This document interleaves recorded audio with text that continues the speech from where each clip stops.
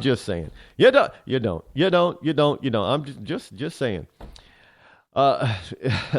Fast food workers out there. Fast food workers. Yeah, I didn't see that here today anywhere. I mean, I didn't see any pickets or anything, picket lines or people walking out of fast food restaurants, going on a general strike.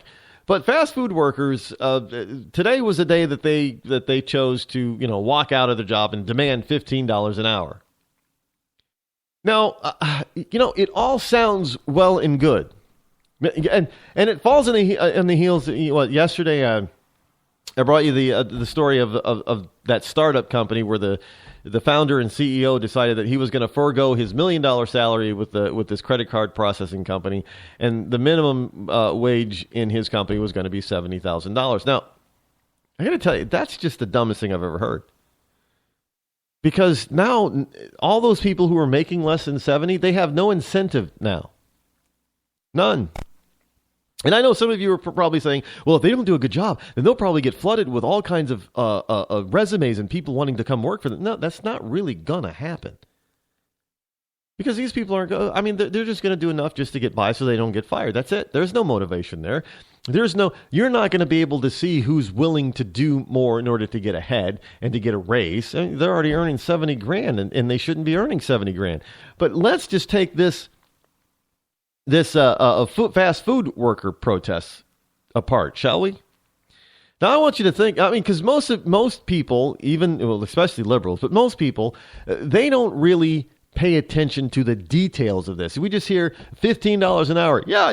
That seems fair. A lot of people will say that seems fair. $15. All right. Now, first of all, without even annualizing it, let's just follow me on this first for a minute or two. A lot of these places will hire who? Teenagers. And a lot of the teenagers that they're hiring are not necessarily in college, but they're in high school. So understand that. These are unskilled, inexperienced laborers. They're not running anything. They're laborers. That's what, you're flipping hamburgers in the back and you're checking on the fries to make sure they don't burn. And you're reaching out, the drive-through window with a smile on your face and saying, have a nice day. That's all you're doing. There is no skill behind it. And you're a freaking teenager. You're living at home with mom and dad, or, maybe you're at college, but, your mom and dad are still probably paying for you. And you're probably thinking, well, that should have nothing to do with it. But it has everything to do with it. Because we're talking entry-level jobs here. And you're saying, but Rod, it's only $15 an hour. Well, understand this. $15 an hour on a full-time basis, on an annual basis, is $30,000 a year. Are you really prepared to tell a business that they have to pay a minimum of $30,000 per year per employee for flipping burgers? Entry-level job. Really? Now, let's just say we did raise the minimum wage to $15 an hour. Do you think that's going to get rid of poverty in this country? No. Do you think that's going to get rid of welfare? No. It's only going to increase it. Why? Because employers aren't going to be able to hire as many people. And of course, when you're going to compound this nonsense with Obamacare. Because that means, well, hey, not as many people are going to be working. So yeah, you're going to get some people who are not currently working full time, who will be able to work full time because there's going to be fewer employees. And you might think, well, that's a good thing. So more people will be able to get health care. Well, wrong. Because now you're going to have more unemployed people. And who gets to pick up the tab for them? The taxpayer. And who's now going to be a taxpayer? Oh, the burger flipper who's now earning $30,000 a year. Now they're going to be a positive taxpayer.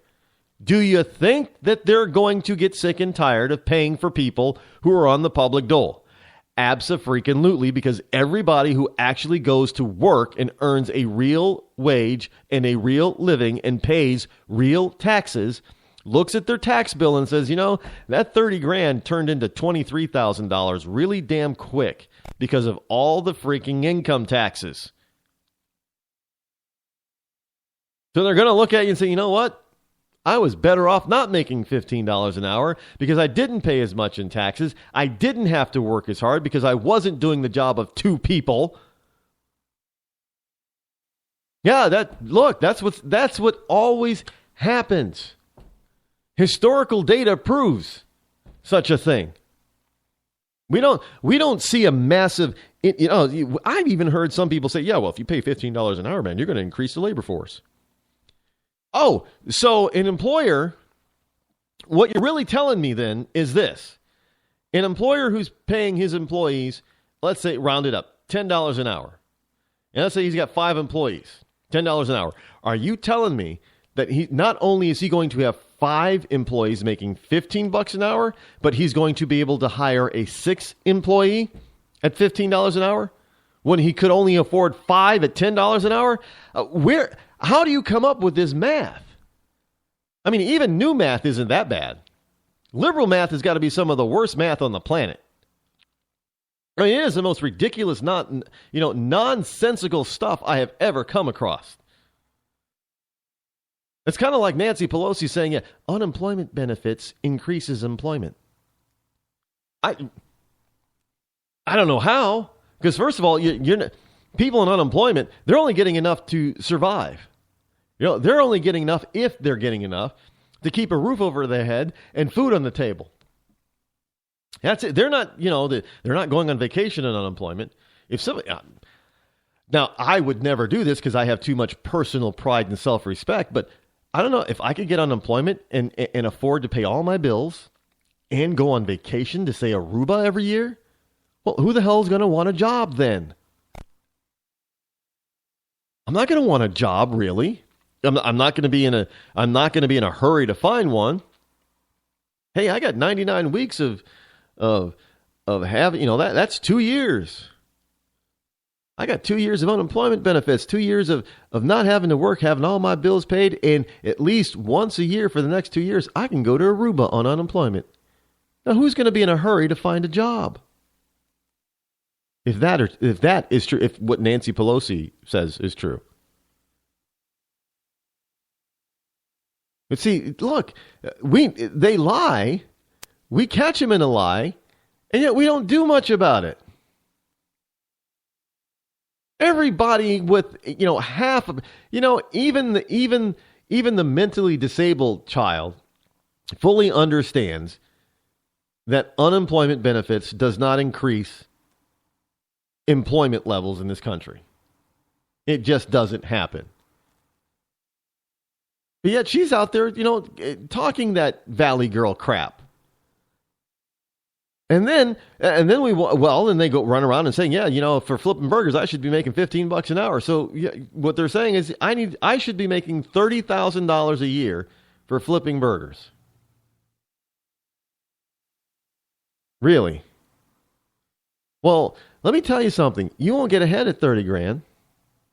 Because really quick, that 30 grand will be the equivalent of 15 grand today. In just a couple short years. Because inflation will kick in, not to mention all those people who are at 30,000 or at around 30,000, they're going to say, wait a minute. Minimum wage is now $15 an hour. I'm not a minimum wage employee. I have, college education and I'm working in the field that I graduated in from college, or I have 10 or 15 years experience and you're only paying me 40 right now, but now the minimum wage is going to be $15 an hour or $30,000 a year. I need a raise. And people are going to rightfully demand raises, and they will rightfully begin getting them. And when people start earning more, what happens to prices? Well, somebody's got to pay for all of that. So consumer prices are going to go up. So instead of milk being, $2.50 for a half gallon, it's going to double and go to $5 for a half gallon. So have you actually moved ahead? It's called inflation. And all you got to do is just look back. We see this all the time. People graduate from high school and in their yearbook, in their senior year, they have a yearbook and it shows the prices of the basic things that teenagers bought that year. Like going to Burger King or McDonald's and buying a record or a CD or what have you.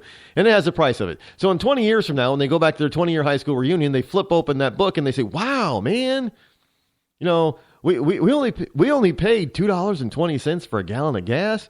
And I wish we could get back to, it's kind of like, many of us are saying, yeah, I remember a time that, gas was like $1.19 a gallon. Wish we can get back to $1.19. No, we're not going to get back there. Why? Because of inflation. So in 20 years, when gas is $6 a gallon, we're going to say, wow, $2.20 or whatever it is today, the average price. Well, that was cheap. Because of inflation. Plain and simple. All you got to do is just look at your own freaking yearbook and tell that there's inflation. And even liberal idiots have a yearbook. Liberal nut jobs have a yearbook. I mean, so the inflation part of this $15 an hour is not going to be, it'll be realized in a very short term, but over the long haul, long term, we'll go another 10 years without a raise in the minimum wage. And these people will end up, where $15 an hour is going to be the equivalent of making only, $8 or $9 an hour. And it probably won't take 5 to 10 years for that to happen either. I mean, look, you got places, some places where, they're instituting minimum wages that are considerably higher than the national minimum wage, $10, $11, $12 an hour. And these are in communities where people just can't afford to live on $12 an hour. But they get these raises and prices go up. So there's local inflation. And they wonder why they're not getting ahead. Because you're not supposed to get ahead on an entry-level job. That's what it is. It's entry level. You're supposed to get experience and knowledge and then use that experience and knowledge to either get yourself promoted within that company or find yourself a new position that pays more.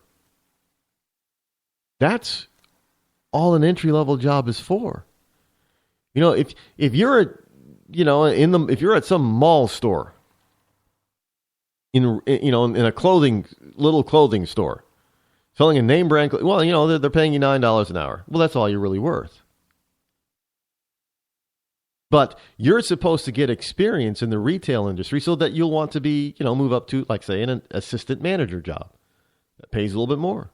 And then maybe to be a manager and get your own store that pays a little bit more. And then maybe a district manager where you have more than one store under you. And that pays a little bit more. And then you'll become a regional manager where you have, a bunch of district managers under you. So you have a whole lot of stores that you're responsible for, and you get paid a little bit more, and you keep moving up the ladder. That's what an entry job position is going to do for you, or is going to give you the opportunity for. It's not for you to make a living off of it. An employer is paying for your inexperience to try to get you to get experience. So hopefully you'll stay with them and grow with them so they have an employee that they can utilize in higher levels within the company. Yeah, they like to hire. Most companies like to hire within. Just most of the time when they have to hire from without is because either nobody is qualified or nobody wants the job that they're offering from within. And that's the truth, folks. Nothing, it's not anything different. This is the way it's always been. You never got paid a lot for an entry-level job. I don't know who in their right mind would tell you that, you're supposed to get all this kind of money for an entry-level job. You're supposed to make $30,000 a year for flipping burgers. No, you're not, because you know what's going to happen? The Big Mac and all that kind of stuff and the Burger King Whopper, all those prices are going to rise, and people are not going to want to pay those kind of prices for fast food. And then some people just might lose their jobs anyway. Hey,